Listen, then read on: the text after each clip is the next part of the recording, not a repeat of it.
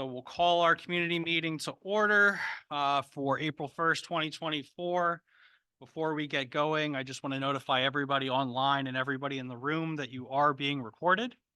So smile for the camera. It's right there. Hopefully we don't have any technical issues, but just want to make that clear. If you don't want to be recorded, leave. Or we are recording it, so you'll be able to watch it after the fact. But if you have any issues with that, you can leave the Zoom now or you can leave the room. But just need to let everybody know that according to our attorney. Welcome and introductions. So obviously Brian Fenstermaker, HOA. Preet is next to me here, Vice Chair of the HOA. To his left is Edward Hoffman, Esquire, our HOA's attorney. And to my right behind me is Ryan Martin, our property manager. Just because we are doing the hybrid thing, we won't go around the room this time, so you're all safe. Oh, sorry. And Jeff Shepard is on the meeting. He's just on virtually. Just to explain a little bit about how things are working now, as you can see, there's been some upgrades to our meetings. After the annual meeting, based on feedback from homeowners, we decided as a board to make an investment into microphones and some other equipment over there in front of Ryan. We spent about $350 on this equipment, and our aim is that going forward, we will have hybrid meetings. Whether it is our annual meeting, community meetings, anytime that we have a meeting, our intention is to make it hybrid so that those who cannot be here in person can attend the meetings and can also take a look at them after the fact if they would like to. And per Pennsylvania law, we have to keep them for 6 months. So we have to keep them on file for 6 months for your viewing pleasure. Hopefully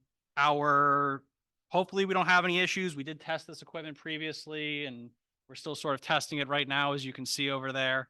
But our intention is to continue to do this as long as it's working for the community. If we do have any technical issues, our intention is to go forward still with the meeting, just so that we can conduct business, and unless we decide that it just doesn't make any sense. And we did this just to increase transparency and hopefully increase community participation. And although we do have the hybrid option for people who are busy and can watch it after the fact, am I frozen? It might be the video. We still are obviously encouraging people to attend in person whenever possible. And I think that's it. Besides, since we're doing this new this time, we're trying to minimize the chatter in the room for the people at home, and for the sake of the recording. And if you do have a question, we do obviously, if you've been here before, we do like to keep things as informal as we can for our community meetings. And we like to make sure that you guys are able to participate. So if you want to make a comment, if you want to ask a question, there is a Q&A at the very end. But if we're going through something and you want to ask a question at that time or make a comment at that time, we do have other microphones that we have. They are wireless, so they should be able to go around the room if somebody wants to walk it to somebody, or you're welcome to come up to the table there, to the witness stand. And the only thing is just make sure there is that green button there. It'll light up red. Just make sure that that is green and that top is red so that you know that the people at home can hear you. Any questions about the technology? We're all learning. What's that? We have 10 participants online.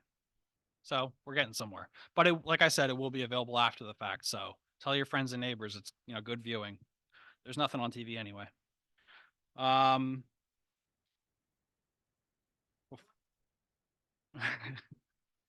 March Madness community meeting. I don't know. This is March Madness. Yeah. Different school day, yeah. Before we go on to number 4, just a couple of things that I want to mention. Just some quick Lower Nazareth Township updates. Since we all live here, obviously, just letting everybody know that as of today, not a joke. I'm going to have to say that every time, aren't I? Georgetown Road and Newburgh Road are now a four-way stop while they're doing that bridge project, just so everybody's aware and is being safe as they're driving on Newburgh Road. It's no longer the blinking light. It's now a four-way stop, at least temporarily. Because of the project, we do expect to see some increases on traffic on Grammar Road. So just, keep an eye out there. Be safe. And the project is slated to be done on August 31st. Not guaranteed, weather dependent. It's construction. It might be earlier, it might be later. There can be delays, but that's what we've been told by the township. And also road work related on Wednesday, April 10th at 7 o'clock at the Lower Nazareth Township Board of Supervisors meeting. They are going to be having a presentation by PennDOT, and they are going to be going over the intersection project for Route 191 and Newburgh Road, and also Route 191 and 946 Daniels Road. So I figured everybody in here might want to take a look at that as well. And then for now, I'll turn it over to Bob here, who is going to give a quick update on an initiative that we had asked the landscaping committee, and Tom, you're welcome too if you want to come up. Okay. To give an update on an initiative that the landscape committee is currently working on us. And you're still on camera, Bob, just so you know. Okay, thank you. So Bob Kyler, Landscape Committee. So one of the things that has been asked or noted previously are some concerns about appearances of homes related to pressure washing. Now, in many cases, it's understood people don't have the equipment necessarily. They don't have the means or the physical ability. So what we've been exploring is a couple different quotes from pressure washing companies. And all three, so we're looking at three. All three have some different variety available to them. We have to finalize decision. I think we might be looking to try to go to two to give us some options. And once we have that completed, we're going to post that on the MRH site. And the idea being is that the homeowners can then go in and potentially pick and choose who they're working with and even potentially some options. Part of this review was to get some feedback from the board members and look to see if we can't ask these different vendors if they can introduce some of the same things that the other vendors are doing. But pardon me, right now, we're probably gonna do that in the next week or two and then get that posted for May. I can tell you this, two of the three vendors are looking at having a minimum number of homeowners involved in order for them to use the pricing that they're providing us. We have another who is not limiting us to that. So that's something to bear in mind if in fact you do want to go with one of the alternates. Any questions? Hope to have, we'll talk more about the May 16th meeting that'll be coming up, our special meeting that we'll be having. And our hope is to have this finalized, more concrete by then. We'll be able to speak more about it then. But just an effort that we're trying to do some of the legwork for people in the community so that they can hopefully take advantage of the service and we can get some of the houses cleaned up, because we do from time to time get complaints about siding that's green when it's supposed to be beige. And our hope is that, people will be able to take advantage of this, just like they do with the seal coating companies that come in here and do, 100 homes or whatever, and make it a little bit easier on people. So the comment too, we've included sheds as an option. Some people, the driveways, sidewalks, things like that. So if you're looking at having something done professionally, then here's a potential option. I know I have a pressure washer, but there's certain things I just can't seem to get clean. So, all right, thank you.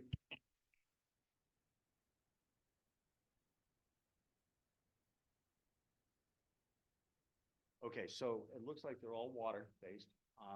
They all use a soft water-based system rather than a high-pressure wash. Some of them have gone into detail to indicate to us that the steps they take to protect the landscape and around the surrounding area of the homeowner's property. but I don't remember seeing anyone specifically saying they'd be bringing in their own water tanks. Wouldn't make sense anyways, on the scale that we'd be talking. So that would be on us. That would be an additional burden on us because we pay for our water. I don't think there's anything abrasive that's out there from the chemical perspective. Having said that, in a casual conversation with one of the pressure wash companies who said they also do roofs, one thing to remember, we all have aerial traffic overhead, the jet exhaust, that does gunk up our roofs over time. So that might be a bit more abrasive to get that off. But I'm no professional here. All right. Thank you. Okay. And we move into the feature presentation. So earlier today, the board passed a resolution for a special meeting of the association. We are once again making an attempt to amend our declaration. As of right now, you are able to vote on 5 proposed amendments to our declaration. And we have a 45-day window that we're able to do that within. And we will then hold a meeting and be back here on May 16th to not only talk about pressure washing, but also to count the votes and to see how we did. We did try this late last year and we fell short. We fell short mainly because of homeowners not participating. The percentages were good for the items that we had on the ballot, but we didn't get enough votes per Pennsylvania state law in order to adopt any of the amendments. So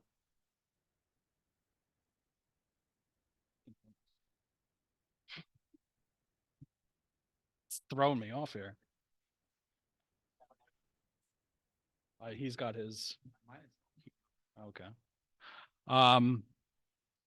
So what we'll be talking about today, and we will go through the different changes that we're proposing. The thing that I want to stress is voting is open now. In fact, today, if you haven't gotten the mail already, you'll see an envelope in your mailboxes stamped from MRH Enterprise, says ballot enclosed on it in big red letters. It contains a paper ballot that you can use to cast your votes. There's also the option to vote online via the Sync platform. So you have 2 options. You can vote on paper. In that packet, you have received a ballot and a proxy is on the back. You have to fill out both if you're voting by paper. If you're voting online, you just need to basically go through the process, and the online platform will direct you through the voting process. Any questions in the audience so far? Okay. Did I perjure myself yet, Ed?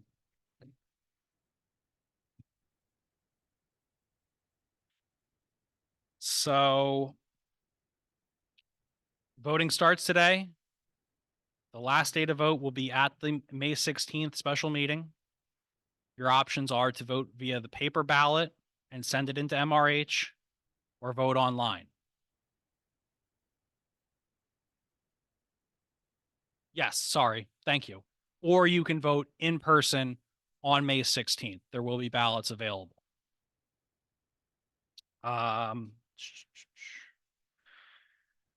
So we'll hop down to the next one, requirements for adoption of a proposed amendment. So the state doesn't make it easy on us, as we've all come to learn so far. In order for us to make any change and to adopt any of these amendments, we need to have 67% of our homeowners to say yes. So in our community of 363 homes, in order to adopt any one of these at all, we need to have 243 people say yes. So last time, we only had 220 homes actually vote. and we need 243 yes votes, not people to vote, but yes votes agreeing to adopt any one of these. So it's a high bar to clear, but in order to change the declaration and Article 5 that people may love, they may hate, this is how we have to do it. This is our option. Otherwise, MRH has an obligation to enforce the declaration and the rules contained within as they are written. And K, unfortunately, has saddled us with some real doozies. They wrote our documents. We inherited them from them. And unfortunately, they have taken the tactic of basically writing the same bylaws and declaration for every community that they bring into existence. And they, some things make sense, some things don't. What we did was we worked with the amendment committee and we picked out 5 things that we think are, we've been calling them low hanging fruit. We think that they're easy things that most people will be in favor of changing. We don't believe that they are controversial.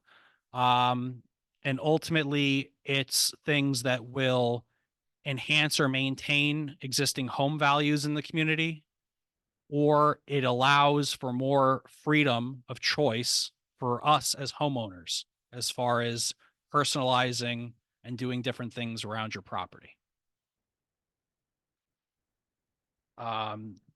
The in the email that went out and on the back table there, if you didn't pick them up as you came in, there is a sheet that is the notice of the special meeting of the association, has some highlights on the front. And this shows all of the 5 proposed amendments that we're currently voting on. And we'll just go through them here quickly.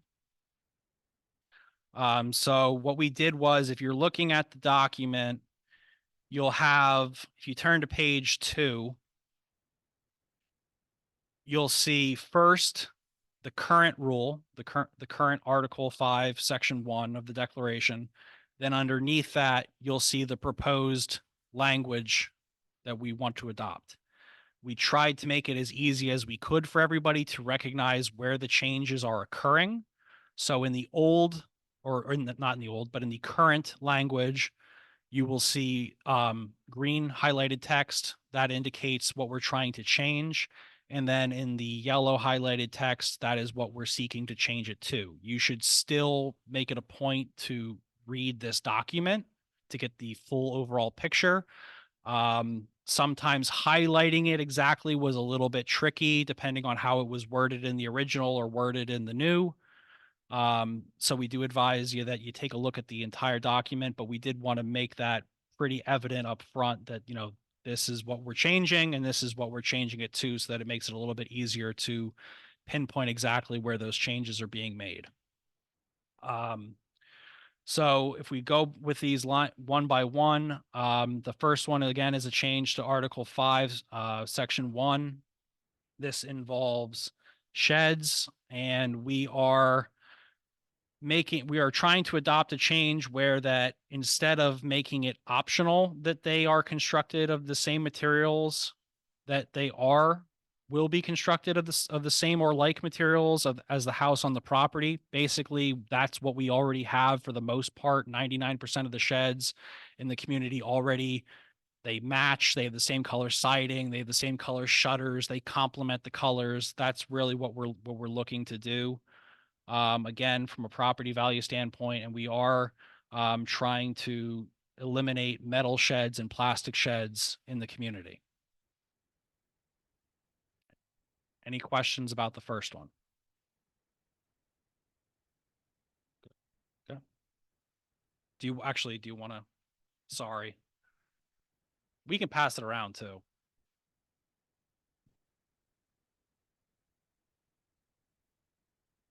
Nancy Tammy, I live on Beach Drive, and I have a question about what plastic means.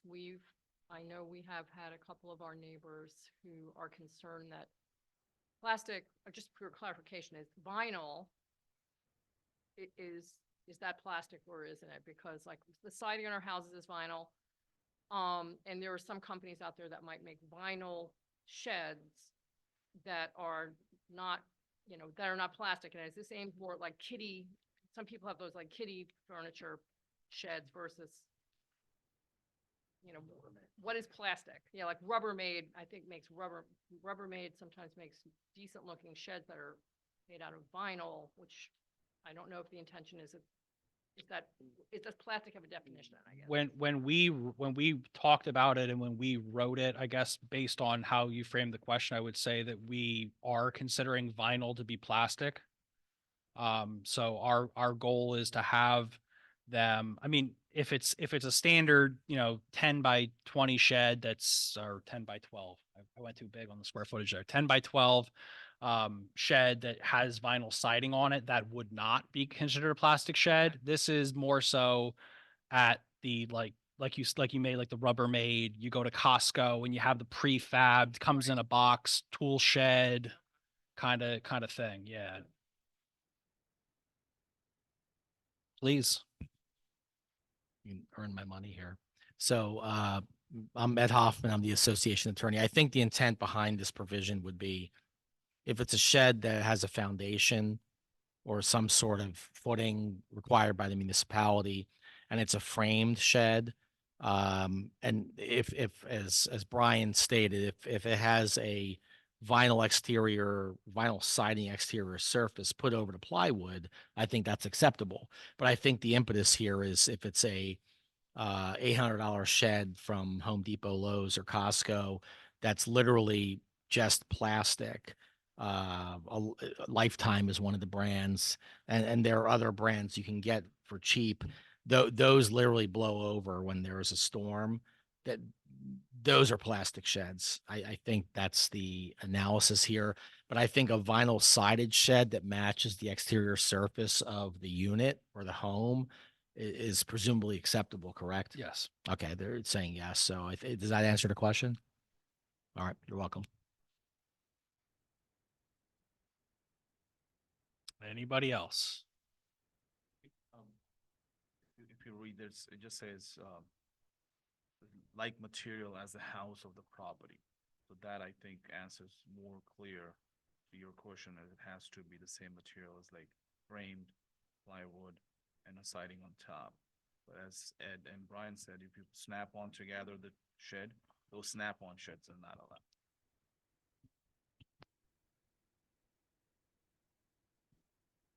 Okay. Moving on at the bottom of page 2, Article 5, Section 4. So as it stands currently, you can have a full view storm door in our community. However, and this is the issue, they can only be beige or almond. They cannot be any other color. And I go around this community and I see houses with dark green shutters and they have screen doors that match. I see houses that have black shutters and I don't want to, and the screen door matches and they look great. I don't know of any screen door that I've seen in this community that is done in a way that doesn't look good. But most of the screen doors in this community are not beige or almond. So technically, if you have one that isn't beige or almond, you're in violation. And if this needs to be enforced, MRH would have to have you either basically paint it, remove it. And we don't want to do that. We want to give homeowners more freedom, more choice to customize their homes as they see fit. So we're proposing that we change it. We're keeping that they are only full view storm doors. That's not changing, even though it's highlighted. But they would have to be in a color that closely matches the color scheme of the unit. So you're not going to have a fluorescent orange door next to you. So we're not opening up that can of worms, but you can have, for us, a brown door that matches our brown shutters, or the green door that matches the green shutters, or something that complements the existing color scheme of the home and doesn't restrict the homeowner to two very odd color choices that may not make sense for the color palette on your home. Any questions?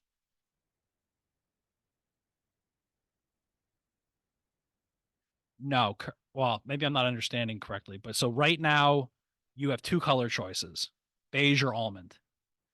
We're opening that up so that you could have a green door, a brown door, a black door, a red door, a door as, yeah. So I have beige siding and brown shutters on my townhome. I would violate myself if I put a fluorescent pink storm door on my house. So it allows for more freedom, but also allows for us to maintain the aesthetics of the community as well.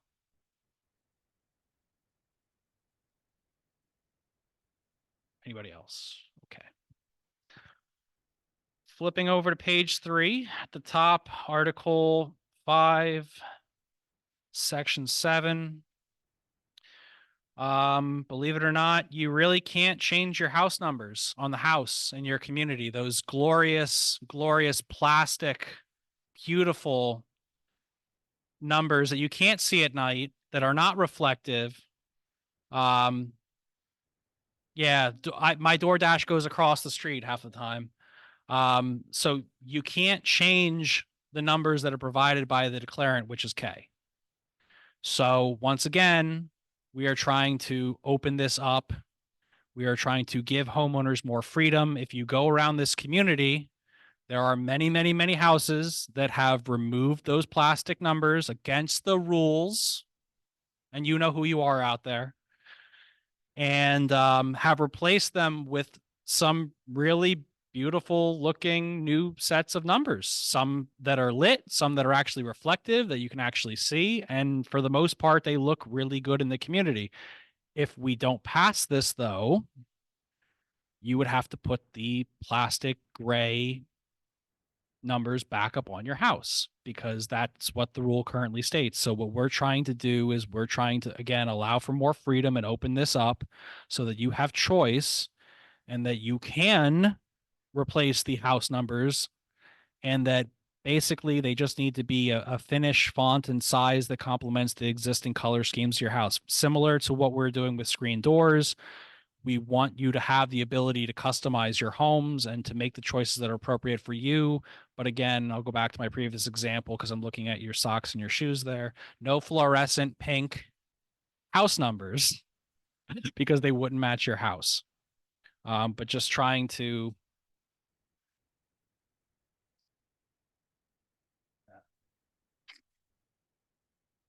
yes. If you don't mind, just because we have people online and we are recording it and that way everybody can hear everything and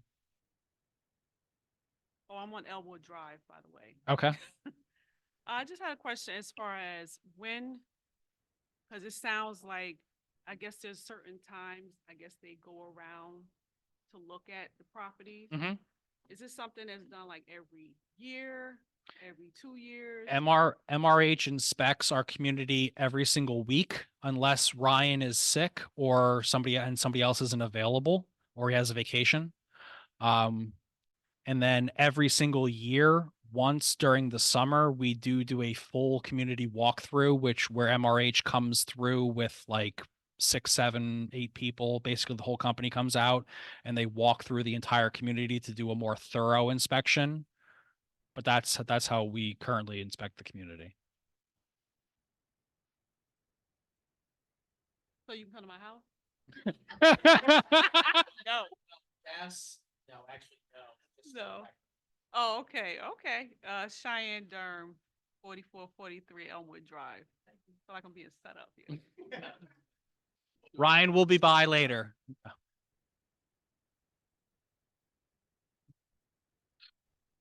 Anybody else have any questions on that one? Okay. Okay. Moving further down the page. Article 14, Article 5, Section 14. I'm going to jump around this on the top here. So currently Your grass cannot be mowed at a length greater than 4 inches.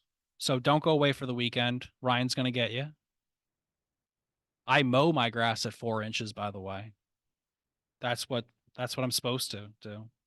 The biggie in this one that I really want to put emphasis on is that in this community, in your landscaping beds, you can only have dark brown mulch. No rock, no black mulch, no red mulch, no straw, no pine needles, no anything, and no dirt. Yeah, no dirt, I guess. We'll come back to that one, don't worry. Hockey nets are not permitted, and all sports equipment needs to be put away, and we made a change to that. I'll kind of talk about that a little bit. So we are again trying to give everybody a little bit of a break here. We want to move 4 inches to 6 inches so that you can go away for the weekend and not have to worry about Ryan coming through on a Monday and getting you.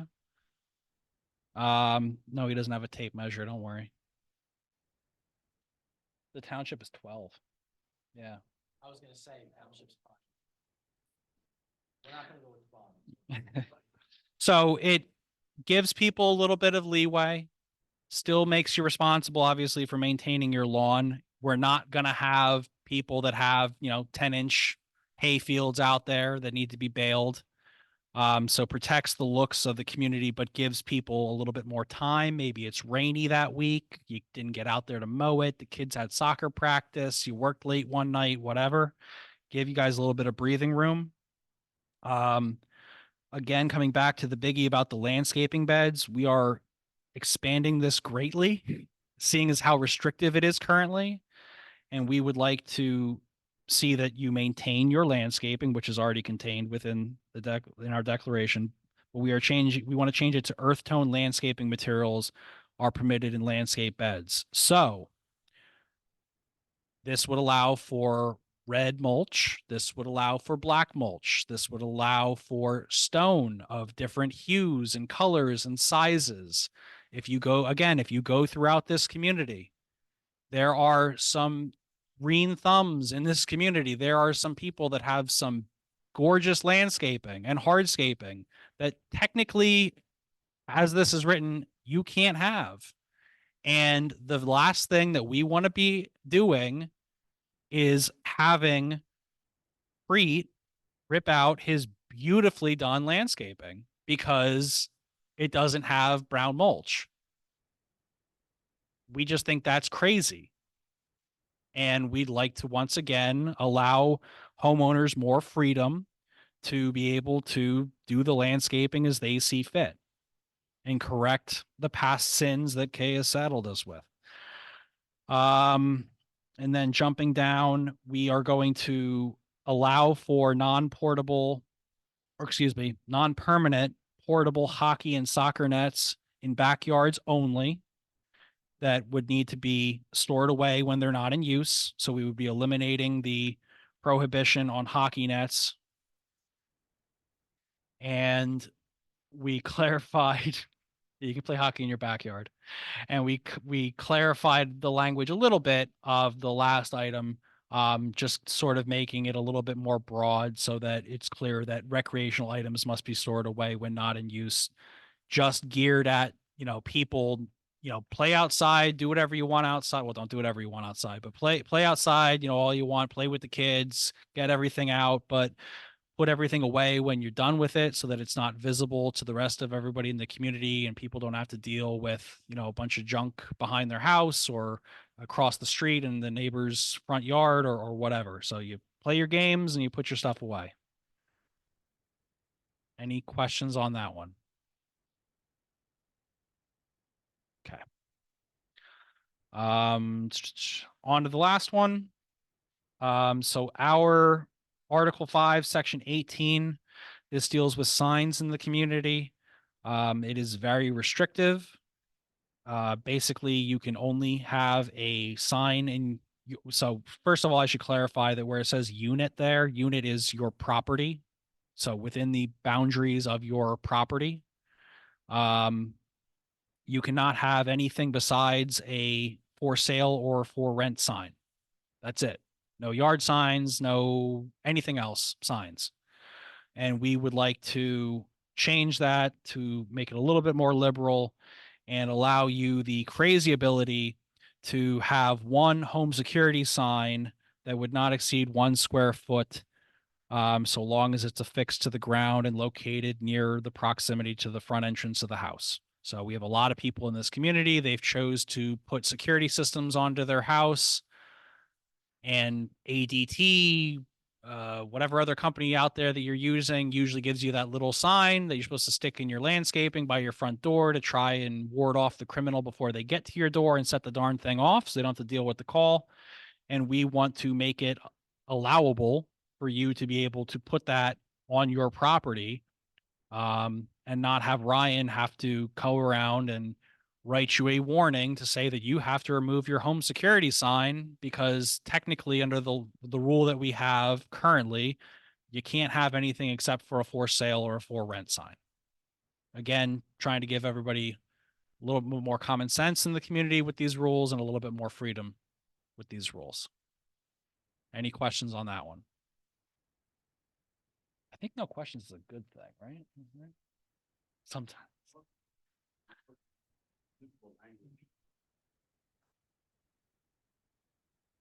On this one. Yeah, so really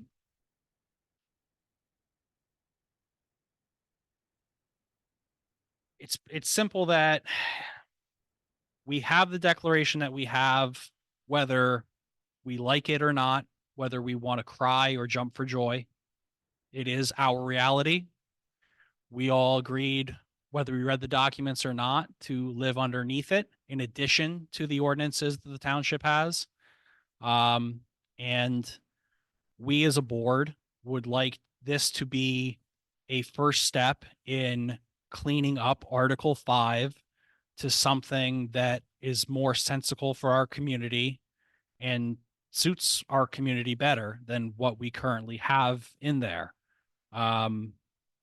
It's less restriction, simplify things, give people more freedom, to choose how you want your home to look, whether it's house numbers or the screen door or any of those items that we just talked about, and just to start to fix what we viewed and what the amendment committee viewed as some of the more ridiculous, to put it lightly, items that were placed in our declaration. Sure. So what you should all understand as unit owners is, absent these changes being adopted, and it takes 67% of the entire membership to do that pursuant to the statute. That means 67%, 2/3 supermajority of your whole community has to say yes to pass these amendments. Absent that occurring, and Brian made reference to this earlier, and he made Ryan the kind of the jackbooted thug of the endeavor here. But joking aside, the board and or association is going to be required to enforce the covenants as they stand. So if you don't like what you see currently, then you presumably should vote to change them to loosen up the I guess the draconian nature of some of the requirements that are present. And unless you get the votes, they're going to have to start enforcing it. And then what happens is owners will say, well, why are you enforcing this? It's ridiculous. Or I already have this out here. I already have a screen door that doesn't comply. Well, right. But because the documents provide for it, the association is going to have to enforce it. That being said, the option to vote to change it is here. And that's why the board's proposing this. And you have this informational meeting now, and then you'll have the vote occurring in May, right? What is it? May 16th. So that's kind of where you are. Not sugarcoating it here. I'm telling you exactly what's happening. That's really the reason why we're here today and why they're doing what they're doing more than anything else. That's all I got. Thank you. Let's see, you just said that, you just said that, and you just said that. Thank you, Ed.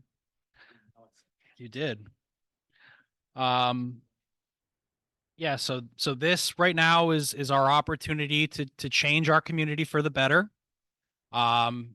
We all have to play a part in that.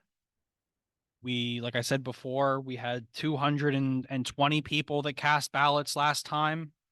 We need 243 people to say yes. So we really need every single homeowner, and we need 363 votes. Vote yes, vote no, but vote. And moreover, the people who are online probably right now and the people who are in this room probably voted last time. You're probably going to vote again this time. We need you to talk to your friends, to talk to your neighbors, to post on Facebook, to grab the guy walking the dog down the street and ask him if he voted or if she voted. And we need people to take an active part in our community and the future of our community, because like Ed said, we have two things. We have two roads that we can go down. We can go down the road where you can only have dark brown mulch and we have to send the thug after you, which nobody wants to do. Or we can vote for these changes and you can put nice red rock or brown rock or black mulch or red mulch or whatever you want. And then you just live your life and you maintain your landscaping and you're fine.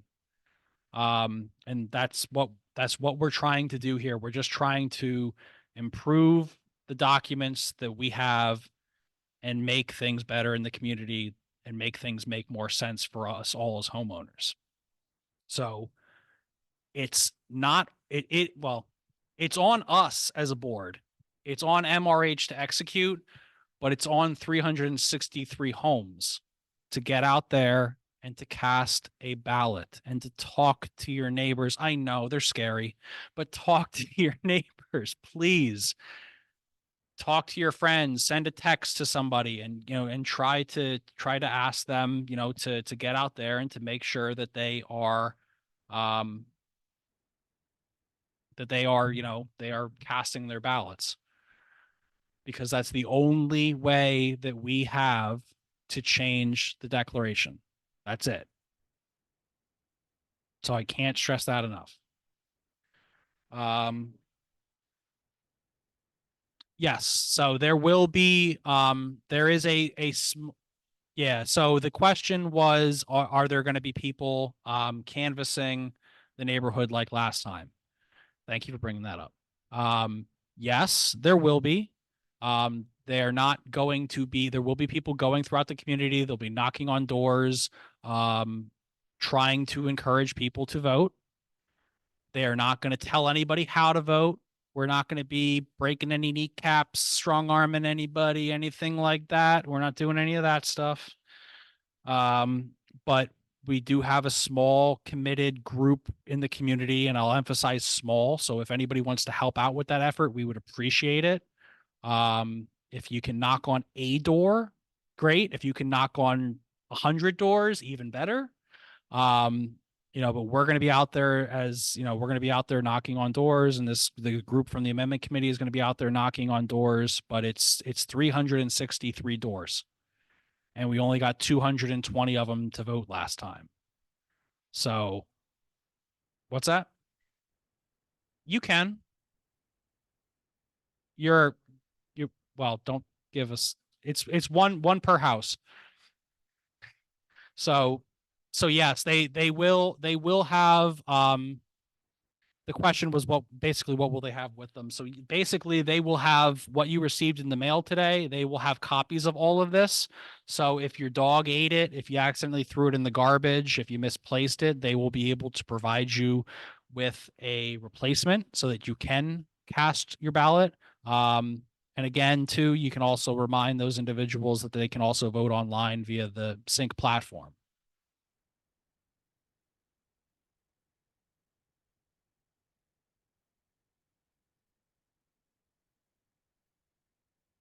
Yeah. So you're asking if there's a number of times that we can have the vote. So there is no limitation on that. And to just to be transparent, we as a board have already had that discussion of what happens if this fails, not that it's going to. But if it were to fail, our intention is to do it again. And our intention, if that fails, is to do it again. And our intention, if that fails, is to do it again. Then we might start busting kneecaps. Don't listen to that part. But you didn't, yeah, we have some North Jersey residents. I mean, our intention as a board is we want to make this a great place to live, keep this a great place to live, however you want to say it. And as these rules are currently written, it doesn't, it isn't that, it's, if you can't change the color of your landscaping or put a green door on your house, I mean, I don't want to really live so much in that community. No, we're not selling deer.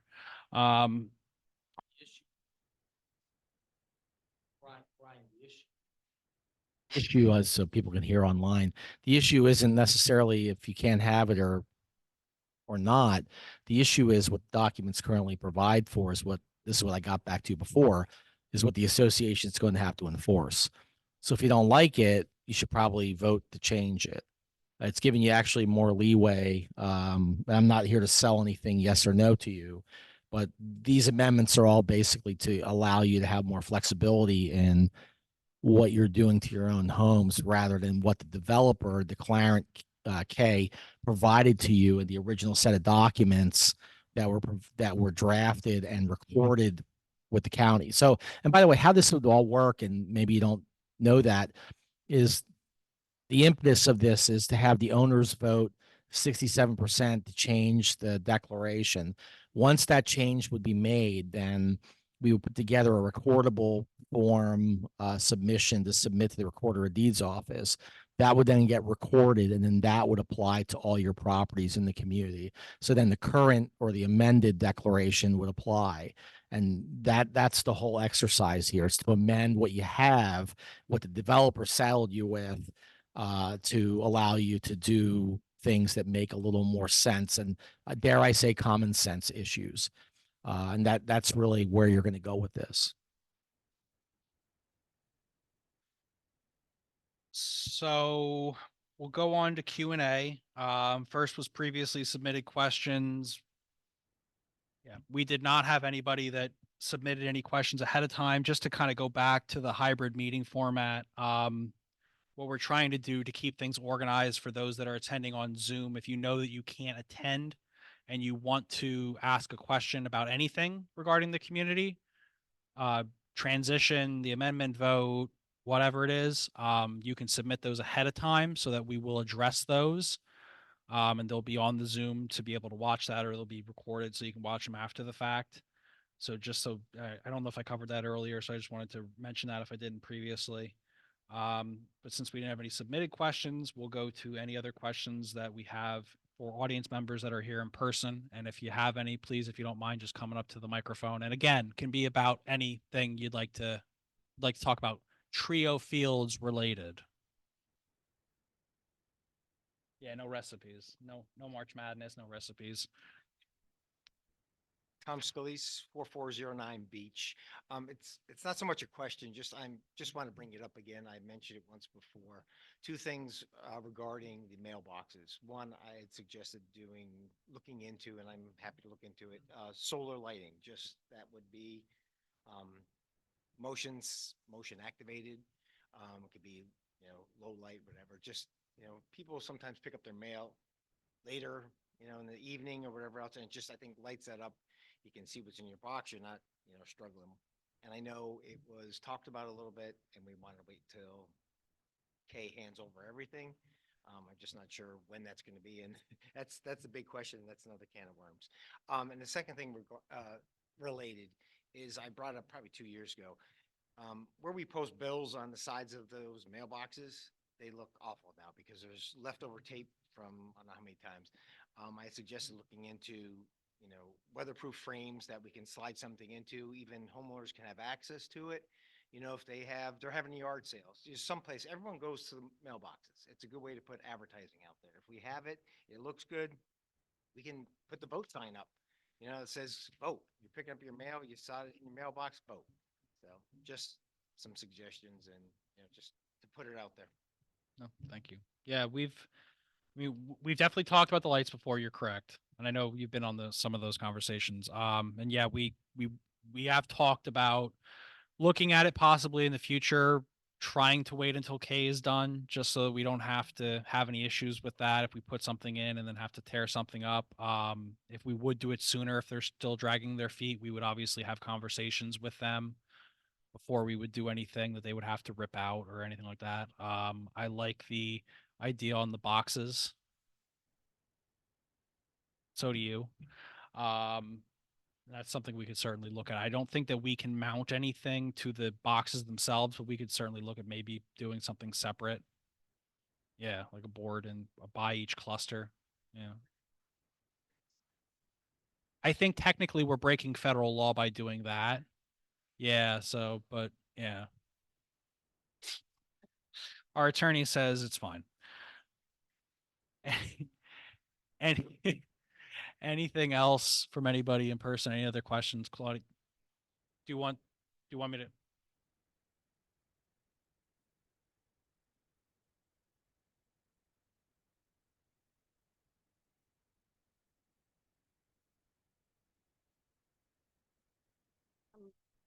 Question from a, okay. This is your 15 minutes, Claudia. Take advantage. Claudia Kleist, 632 Mulberry. From a legal standpoint, I was just curious.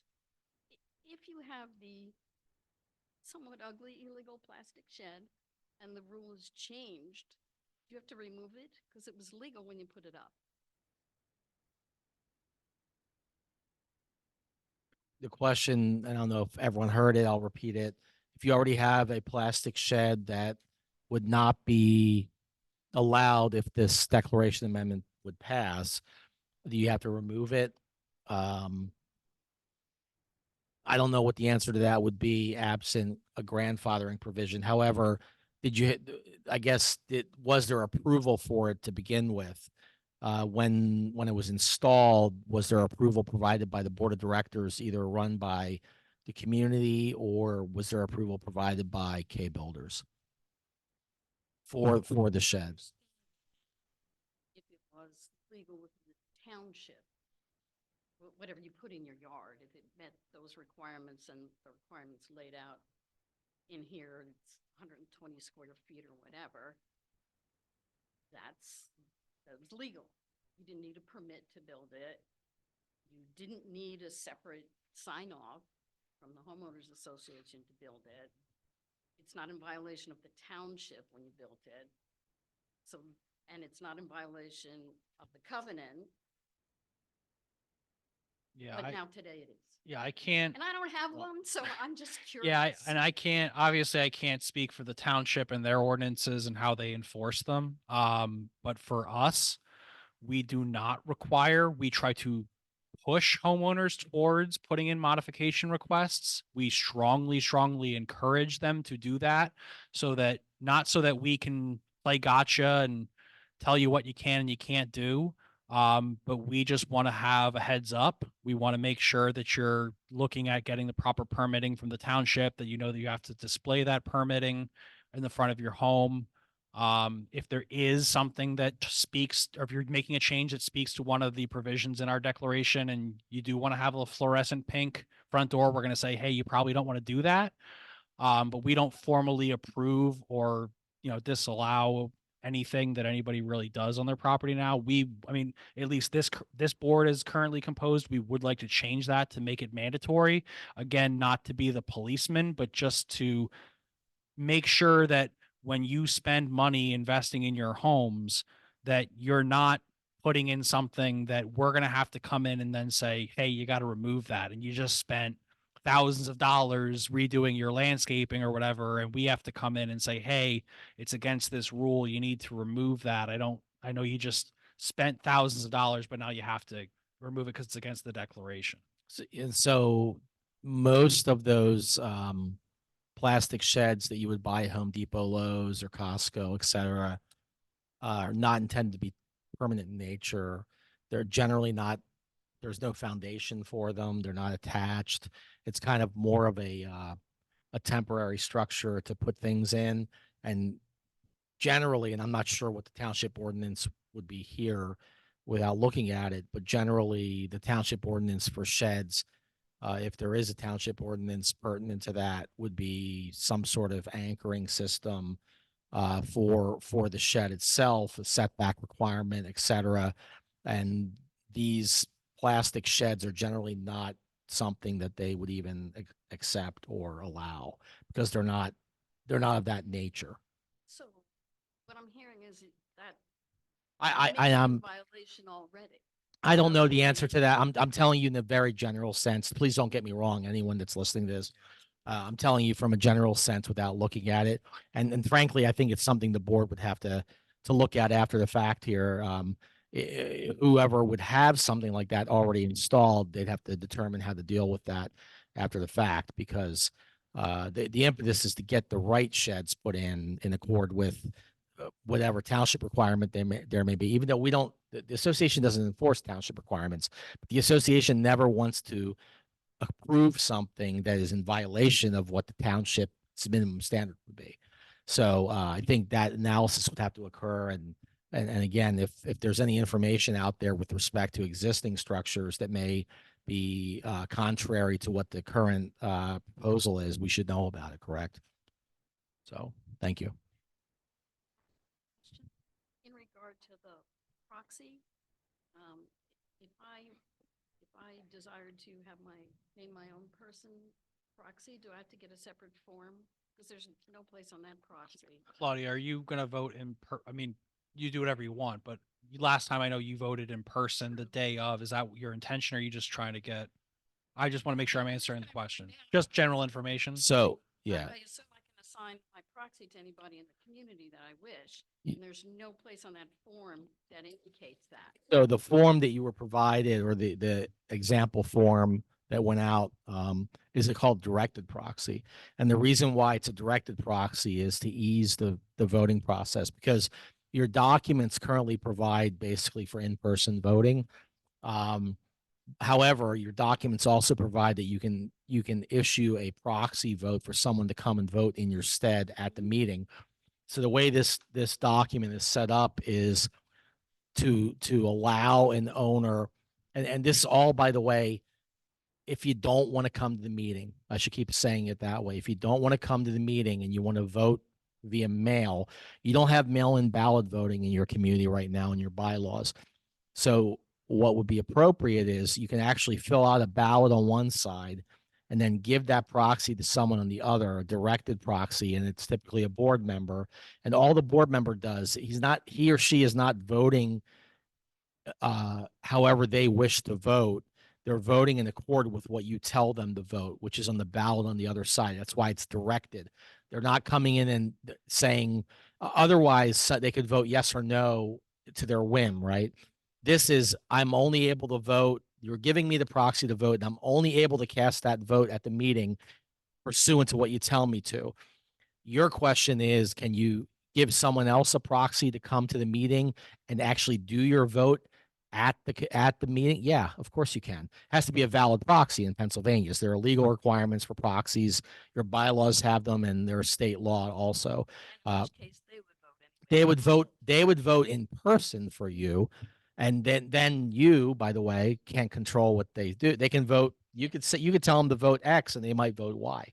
And there's no, that's how it works when you go to a meeting. The directed proxy, the purpose of it is to help establish quorum for a meeting, and B, it's also to allow you to tell someone else how to vote. The figurehead of who's voting doesn't really matter. The important part is you're directing the vote and you're telling someone to vote that way. But there is no restriction on you being able to actually give a proxy, not the directed one, give a proxy to someone else to attend a meeting for you and vote in person on your behalf.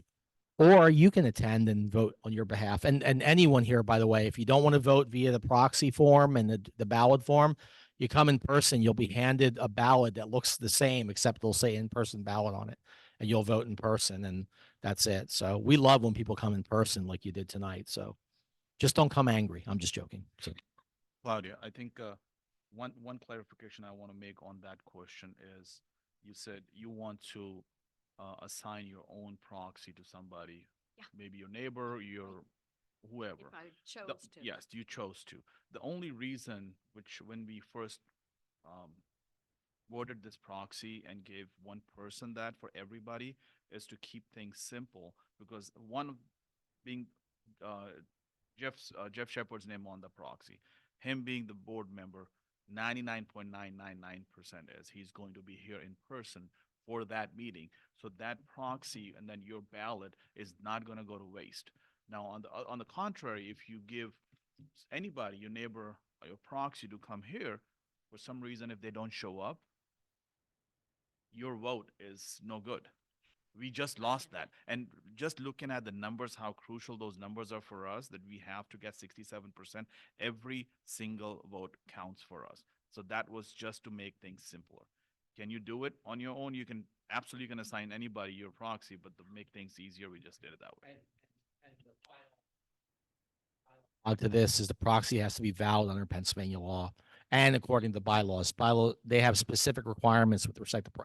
So if anything's missing, it's not valid, and then the vote doesn't count. So just FYI.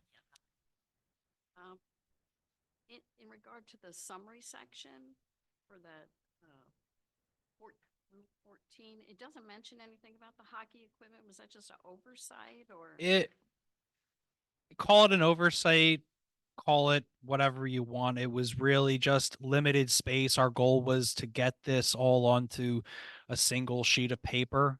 That's part of the reason why we have the sentence at the top, about, to see the full text, refer to the state, the full statement. We encourage everybody to read everything. So it was just an attempt to fit everything on one page, but really with that one, it was to hit the ones that we most often hear from homeowners about, and that's the height of grass and, the fact that people might be learning for the first time tonight that you can only have dark brown mulch in your landscaping beds. I have one more. In regard to the point you were making about if you don't change the regulations, they get enforced as is. And so since it was obviously chosen somewhere to ignore the whole basketball thing, does that mean basketball poles are gonna get like? The current language prohibits permanent and portable basketball hoops. We are not changing in any way that language in the new proposed amendment. We chose to take that out because it proved extremely controversial during the last vote. And what we were going for here, again, we said, I talked about low hanging fruit earlier. We're trying to make forward progress on changing this declaration. So we removed two things from the previous vote, one article altogether, and then that provision. And because we want to get some momentum for the community in changing these documents. So we aren't making any changes to that. So because you plan to take that up later, you don't need to enforce that currently, or? We're trying to get through this vote, and then we will have to proceed from an enforcement standpoint under the document as written. Could we look at that issue or any other issue that's contained within our documents down the road? Sure. But that's definitely one issue where there was a lot of angst and a lot of discussion and a lot of, there was joy on some part, there was anger on other parts. And it was an issue that we thought was too controversial to include in this because we didn't want to sink the ship with one question. And we sort of saw that if we're going to do anything to that we need to have more feedback from everybody in the community as far as what they would like to see or what they wouldn't like to see, and possibly look at doing something with that and just leaving it as it is now, given that everybody that has moved in here and now that the community is complete, we've all had an opportunity to, review the rules as they're written when you come into the community. Everyone has that opportunity. And just to leave it as it is for right now and to not make any changes on that item. be worth it to have a meeting like this, a Zoom meeting, and just like read the rules that people just don't even know exist or they. Our don't have attendance is already copies? pretty low. No, I'm kidding. It's, It might it's, generate some interest. honestly, I'm open to the idea. I've thought about a lot of different things along those lines, and we've talked about a lot of different things from rewriting, basically rewriting the handbook kind of approach, doing something like that where we would simplify things and, but, but I mean, at the end of the day, I mean, you know, well, you can call me a lot of things, but I mean, I think that people, New people who bought from somebody who already lived here don't even have a copy. It wasn't left for them. at the same time, though, Here's the thing. it is with the resale. I can take 2 seconds on that, but more than 2 seconds. Being a homeowner, being on the home board association, and also being a realtor, I can vouch for that. That once you buy a house or a resale, MRH provides you with every piece of paper, including bylaws, the dues, everything else to the seller, the paperwork to the seller and the paperwork to the buyer. They both have to sign that they acknowledge that they read it and they got it.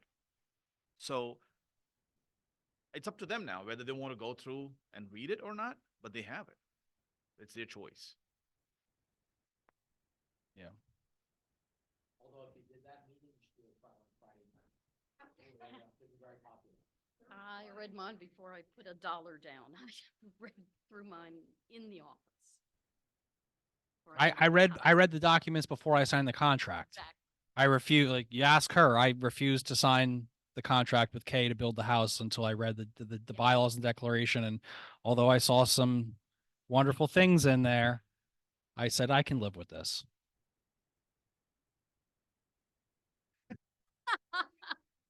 I knew what I was in for. I was well versed in the Uniform Plan Community Act before I became a resident. So yeah. Good, Claudia? Yep. Okay. Are you going? Oh, no, you can leave it on because anybody else?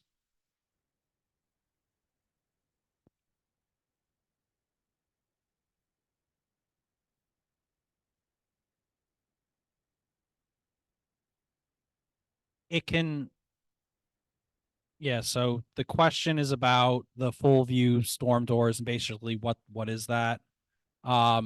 So it's like, it's basically saying you can't have like the old fashioned aluminum door where it's aluminum on half of it and the top might be a screen or glass. It has to be fully visible, whether you have a screen in there, whether you have glass in there.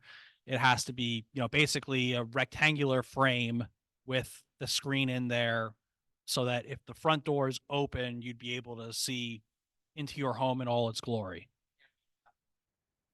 Yeah.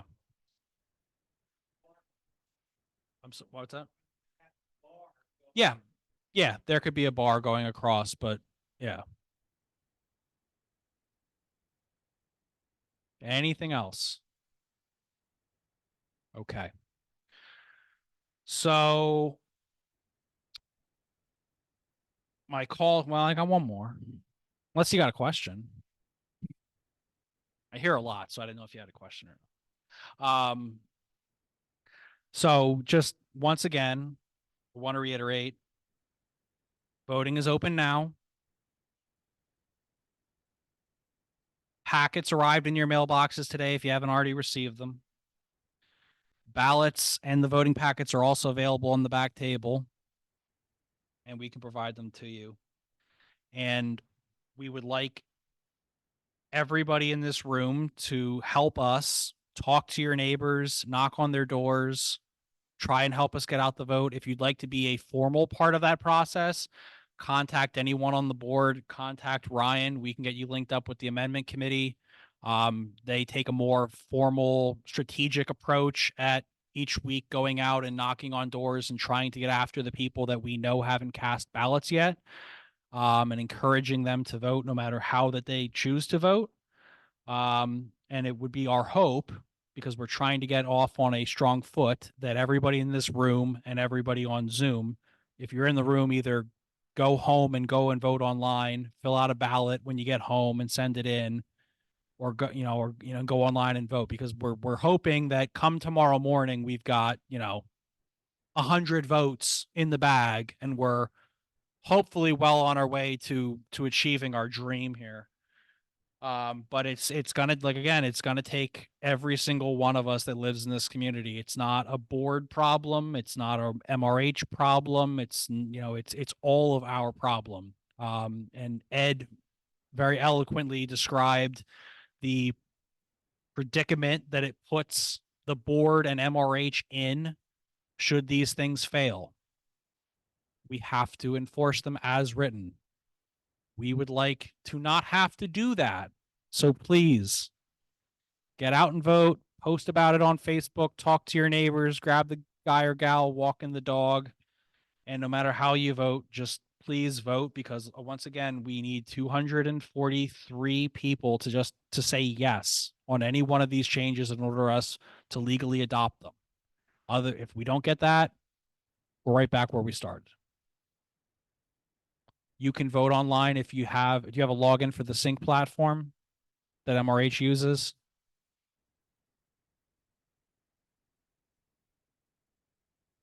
Yes. Yes. If you go to that website, I believe it's all the way on the right-hand side. There's a tab on the top. I think it says online voting, if I'm not mistaken. If you click on that, you'll be taken to a service called My HOA Assist. I think I'm pronouncing that right. If you didn't previously set up an account, you have to set up a username and a password with them. But then you will go in, there'll be an interface that will look pretty similar to this. You'll have access to the notice of the special meeting and the proposed amendments, so that you can read that as a PDF as well while you're going through and making your selections, so that you're informed as you vote.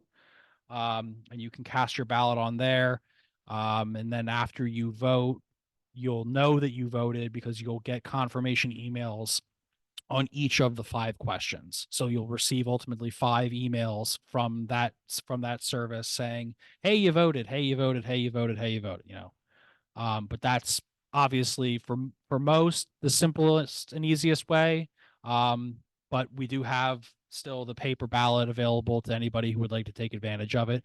Just make sure, just to simplify things, when you're filling out the paper ballot, make sure you fill out the ballot, which is on the front side, and make sure you fill out the proxy on the back side.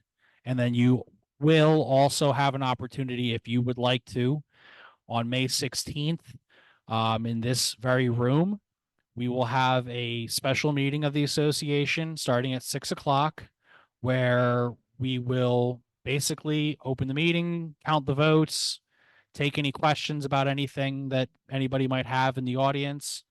And hopefully we'll all have a party at Preet's house afterwards, because we went 5 for 5. And Preet's already said he's going to buy beer and pizza. So, oh yeah, microbrews, good beers.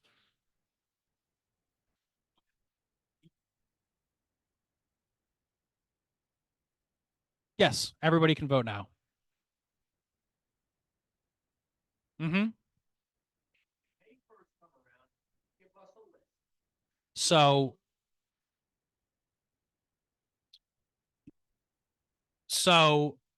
that was when I spoke about the more formal approach. So we have an amendment committee that we are working with on this more formal approach. So every Thursday at noon, MRH has an Excel sheet that they fill out, not how people voted or anything like that, but just, did they vote? Did they not vote? And we're using that list to canvass the neighborhood, to knock on somebody, to knock on my door and just say, "Hey, this is going on. Are you aware of it? Do you have any questions? Can I help you? Are you gonna vote? Do you want to vote now? Do you need a ballot? Do you need to see the amendments?"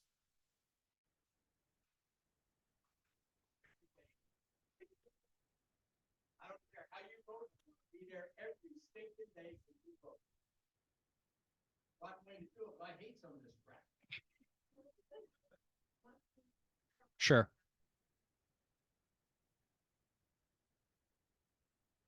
Yeah, so the question is basically is how, if somebody would vote online and then they would also submit a paper ballot.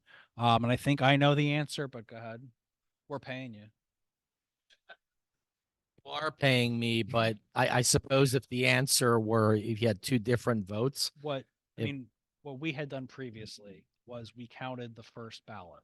yeah, and I we guess ignored the what second one of them would become moot if they were both the same. One of them would be moot. One vote per unit, right? Yeah. What generally happens in the old days, and what I mean by old days is 2-3 years ago, pre-COVID probably. In the old days, when you would do mail-in ballot with proxy, or even just a mail-in ballot, if the bylaws said you could do it, if you had an in-person meeting, people would come and they try to vote again. It's like Chicago, right? Or Philly or New York or yeah, whatever. So Bethlehem, Easton, you vote early, vote often. That's what they say. If someone comes in person and they would come and say, give me an in-person ballot to vote at the meeting. And we would say, or the board or MRH would say, well, wait a second, you already voted. We have your vote here.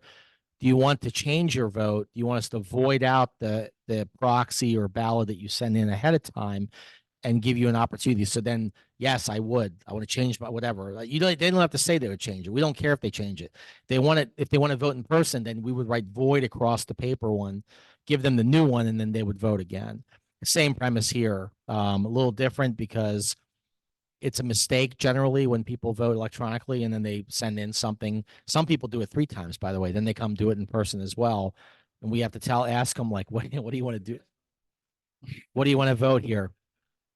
Well, if they're all the same, then it's irrelevant, right? But if they're voting differently each time, yes, ma'am.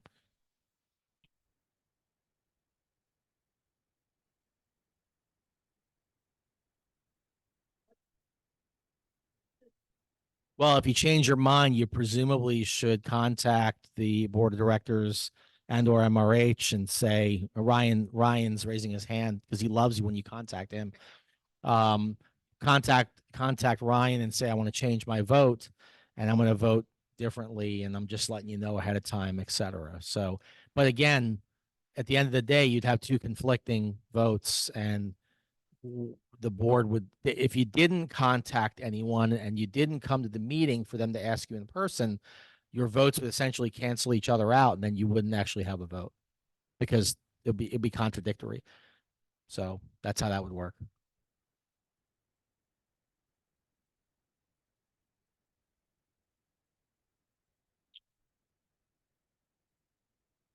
If a certain homeowner sees you, you will. And I know he's online, so he gets that. Yeah, I mean, we are obviously going to be communicating as this process goes on. We're trying to tread a fine line where we don't want to overwhelm homeowners, especially those that have already cast a ballot with, please to cast your ballot. We don't want you at a point where you're ignoring emails from MRH because you're like, oh, they're probably asking me to vote again, and it's something really important, or you have a warning or for a violation or something. So yeah, we are intending on doing that. I don't know if you're a member of the beloved Facebook group or not. If you are, I'm sure there'll be updates posted pretty regularly on there. But so to answer your question, I guess yes, if that answers your question, there is. We just don't know from the board standpoint, we don't know what they'll be. We have worked out a system with MRH this time around where we will be able to, as we update our statistics on who has cast their ballots, narrowing down the email list so that when we are sending out emails and possibly even text messages to residents, pleading with them to cast their ballot before the 16th of May, that we will be only sending those to people that haven't voted and not to everybody. To again, try and stop the email blindness that we don't want to create in the community. Anything else for the good of the order then? Who's going to vote? Okay. I didn't see your hand. No, I'm talking to him.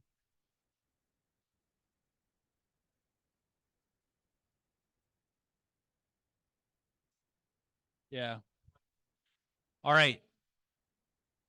Then we are adjourned and we will be back here May 16th at 6 o'clock for our special meeting. Please vote and talk to your neighbors, people. Thank you.